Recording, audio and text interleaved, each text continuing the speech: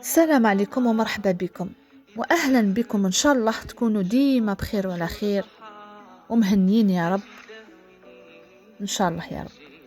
قبل ما نبدأ ونشوفوا هذا الوصفة الهائلة، وهيا نصلي كامل على النبي عليه ألف صلاة وسلام. اليوم شاركتكم مع شاي أخواتتي بمقارونة ولا أروع، بنينة بزاف خلاص، ومقاديرها بسيطة وسهلة وموجودة في كل بيت. لاحظوا معايا حتى الأخر. نقولوا بسم الله، توكلنا على الله. جبنا كوكوط، ضفنا عليها 3 مغارف كبار من الزيت، راكم تشوفوا. ضفنا على الزيت بصلة مربية الطريقة هذه. ضفنا على البصلة 4 فصوص من الثوم مربيين حتى هما، راكم تشوفوا.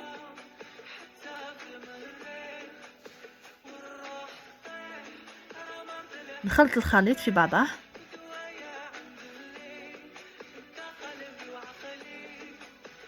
ننكه بالزعتر خواتاتي، راكم تعرفوا الزعتر هايل في الماكلة.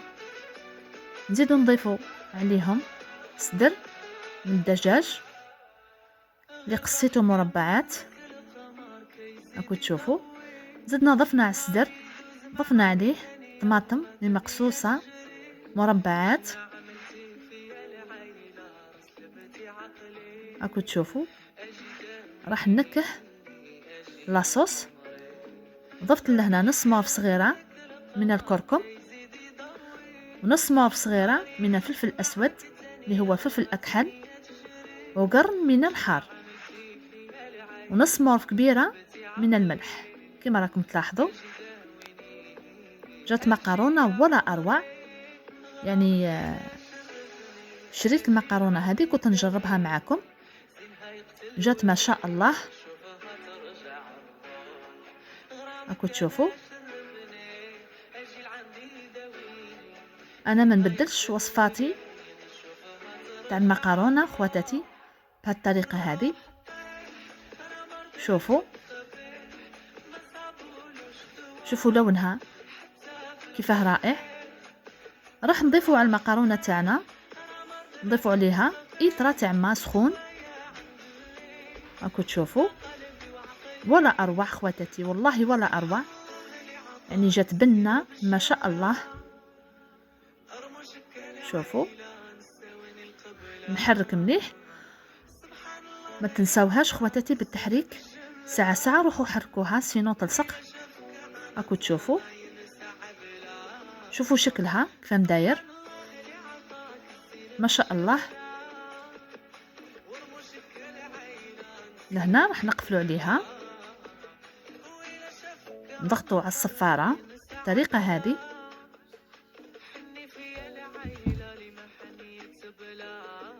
شوفوا لهنا دارت معايا ربع ساعه برك، طابت ولات روعه.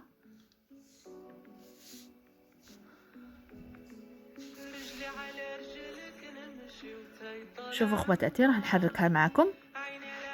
يعني جات ما شاء الله طيبه زبده. شوفوا لهنا راح نحط اللمسه الاخيره، هي قطع من الجبن اللي هو الفرماج، راكم تشوفوا.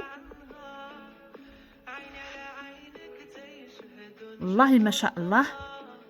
راح نحيو الفلفل تاعنا الحار، راكم تشوفوا.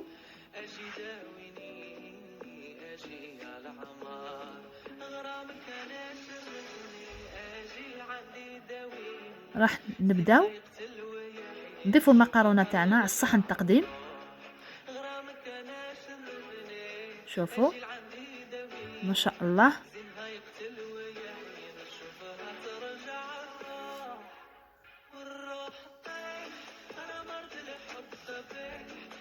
مقارونه ولا اروع. يعني درتها غير بصدر تاع الدجاج، جات ما شاء الله. البنه اللي فيها ما نقدرش نحكي لكم. شوفوا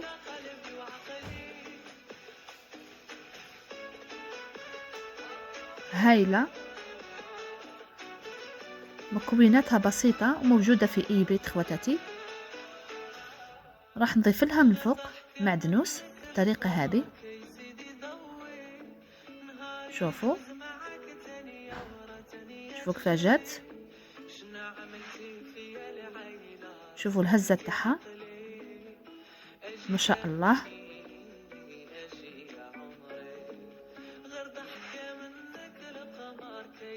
شوفوا خواتاتي، شوفوا الديكوراسيون تاعها كيف جات ما شاء الله، الله يبارك.